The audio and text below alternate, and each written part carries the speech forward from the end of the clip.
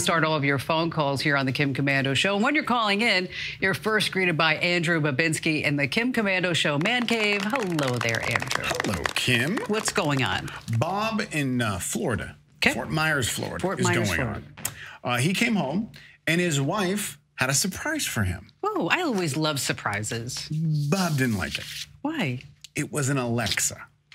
So she brought him into the room, saw the Alexa sitting there. She showed him some of the things it would do. And immediately, he's like, I don't like it. He did not want that Echo and Alexa in his home. Correct. Oh. He's worried. He's worried, is this a back door for hackers or maybe Mark Zuckerberg to get in to his system? It would be Jeff Bezos. Okay. Although it might be Zuckerberg. I mean, now that you say that, because he's trying to put his hands into every single thing. And I was like, well, we made a few mistakes. We're going to learn from our mistakes. Did that make you feel more comfortable after Mark Zuckerberg said that? Not at all.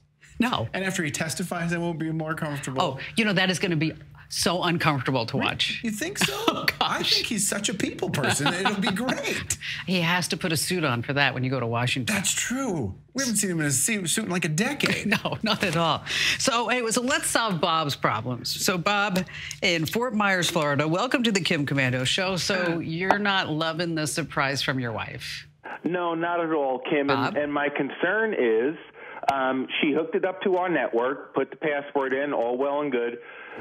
Is there a backdoor to Alexis? In other words, kind of like people have to do with their refrigerators and their baby cams and their other IoT stuff to secure the network to keep people from coming backdoor in through Alexa?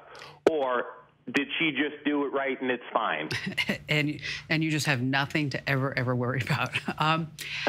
Yeah, exactly. You bring up a really good point because it's called this Internet of Things, correct?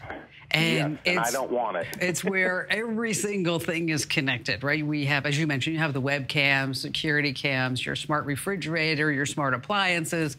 The thing that I always question is, like, do we need to have everything smart? Like, a smart crock pot, Bob, right? I mean, what do you do with a crock pot? You put it on the counter, you put it on the island, you throw some chicken in it with some salsa, and you let it sit there for 6 hours. Okay, there's nothing smart about that. And why do we need an app to say it'll be done in 45 minutes? But anyway, the Internet of Things is notorious for not having, what would you say, slam dunk security, right? Not for having good security. Right. And because your routers continuously get updated with firmware updates, but it's not like the router manufacturers call us up and say, hi, we're from Linksys and Netgear, and we want you to know you should download a firmware update because otherwise the hackers can get in your network. Nobody ever does that. So that's why it's always good caution, and you're using some good common sense to say, before I get this into the home, what exactly should I and can I be doing with this? And the security starts at the baseline.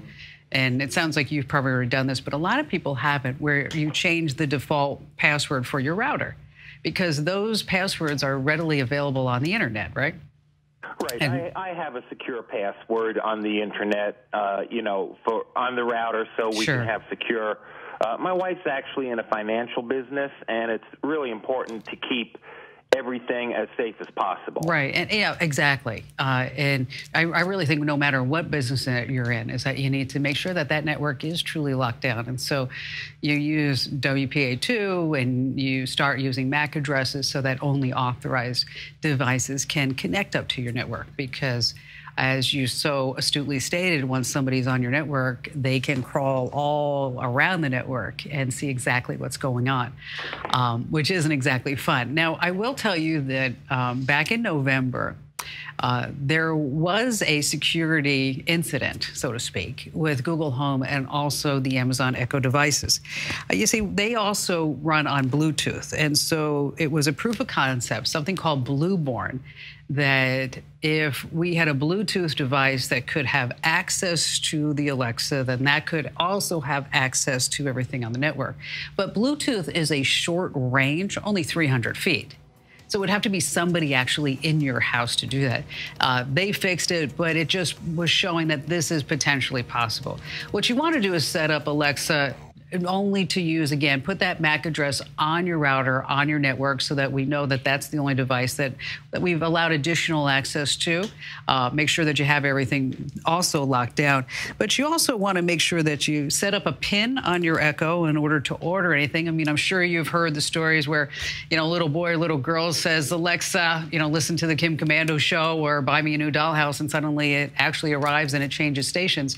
But if you start putting a PIN for your purchases, those purchases won't happen unless you actually authorize them. We've got some more tips about locking down that Echo with privacy and security settings over at komando.com. I'll put the link right there for you on the homepage over at komando.com.